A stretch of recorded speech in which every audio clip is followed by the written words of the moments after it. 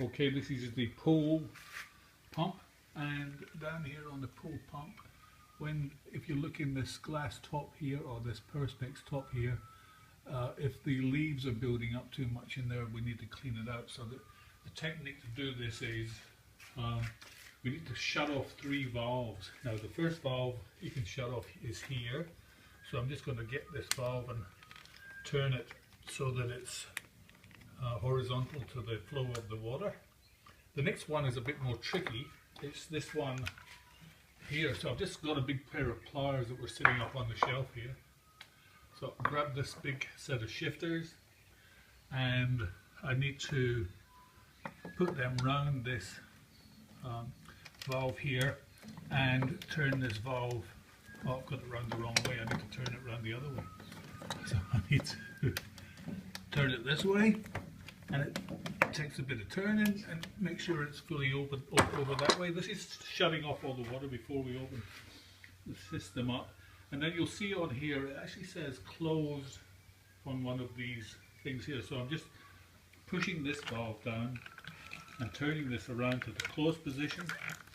And when that's closed, let's shut off all the flow of the water everywhere. So now I can go back down here, open up, unscrew these screws that are on. There's a bit of water going to come out, but not much.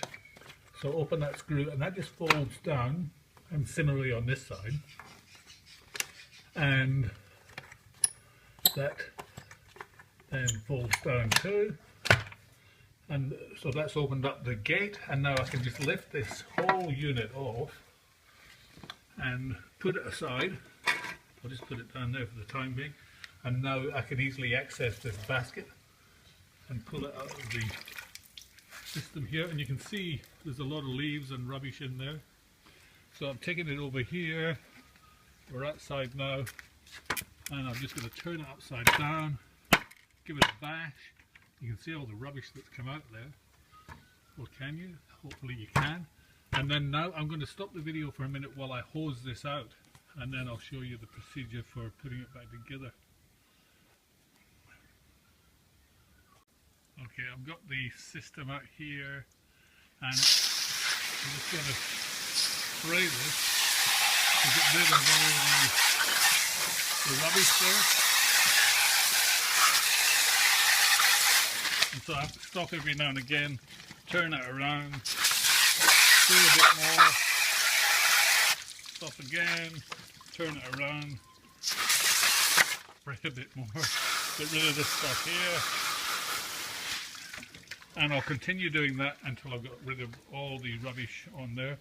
You'll see here, the water is not flowing out of this unit at all. It's just sitting there because all the valves are closed. I'll stop again now, and I'll show you how to put it all back together. Okay, I'm going to put this unit back in here now.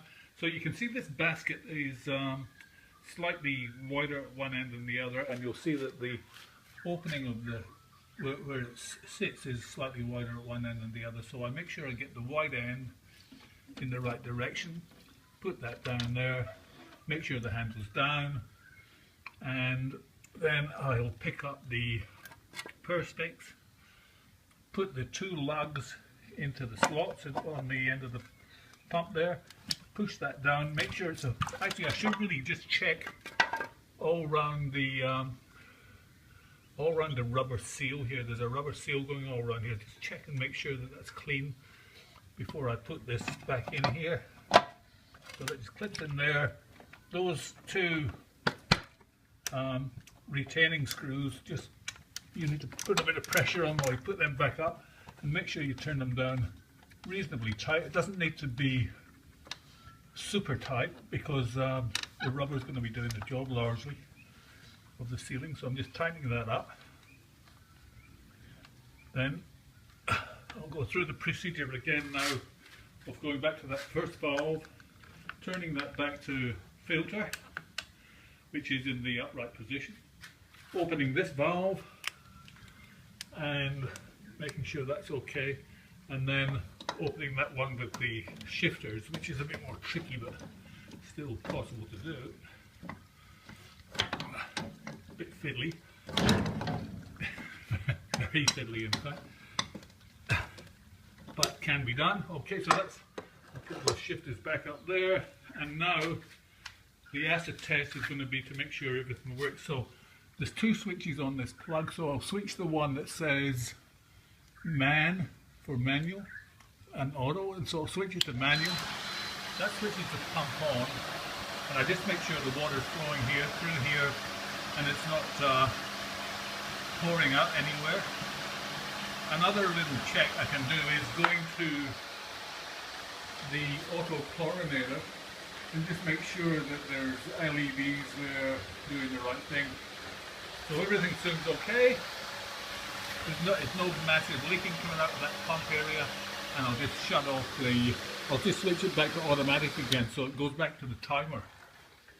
So that means that the pump will kick in at the right time.